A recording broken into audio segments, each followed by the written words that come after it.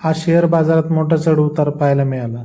भेल, Hindustan copper, OMC metal आणि EV सेक्टरमध्ये जबरदस्त हालचाल झाली. या पायाच वाली विक्री करत आहेत का? पुढे बाजार कुठे जाणार?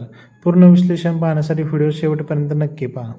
नमस्कार मित्रांनो, आपण पाहता शेअर मार्केटमधील डेली अपडेट्स आणि आज आपण पाहणार आहोत बाजारातील मोठ्या घडामोडी. आज बाजार का घसरला? आज बाजारात मोठी व्हॉलॅटिलिटी पाहायला मिळाली. सेन्सेक्स आणि निफ्टी दोन्ही निर्देशकांनी दबावाखाली ट्रेडिंग केल्याचे दिसून येतं. याचे मुख्य कारण काय आहे? FIIsकडून विक्री, जागतिक बाजारातील दबाव, मेटल आणि PUC शेअर्समध्ये प्रॉफिट बुकिंग. भेल आणि हिंदुस्तान कॉपरमध्ये काय घडलं?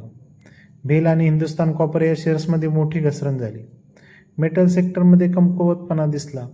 कॉपरच्या जागतिक किमतीत अस्थिरता आणि सरकारी धोरणामुळे गुंतवणूकदार सावध झाले आहेत. ऑइल मार्केटिंग कंपनीज शेअर्समध्येही दबाव पाहायला मिळाला.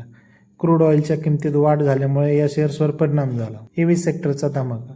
दुसरीकडे EV सेक्टरमध्ये चांगली मागणी दिसून येते. मार्च महिन्यात EVने विक्रम गाठ केला आहे. इलेक्ट्रिक 2 व्हीलर आणि 4 व्हीलर विक्रीत वाढ झाली आहे. फायनान्शियल इयर 2026 मध्ये EV सेक्टर आणखी वेग घेऊ शकतो असा अंदाज आहे. पुढे काय तर जर निफ्टी 22,700च्या खाली राहिला तर दबाव कायम राहू शकतो. निफ्टी 23,000च्या वर क्लोजिंग मिळाल्यास पुन्हा तेजी येऊ शकते. शॉर्ट टर्ममध्ये व्हॉलॅटिलिटी राहणार आहे. लॉंग टर्म गुंतवणूकदारांनी घाबरून विक्री करू नये. जर तुम्हाला रोजचा मार्केट अपडेट मराठीत हवा असेल तर माझ्या चॅनलला सबस्क्राईब करा, व्हिडिओला लाईक करा आणि बेल आयकॉन दाबायला विसरू नका. धन्यवाद. भेटू पुढील अपडेटमध्ये.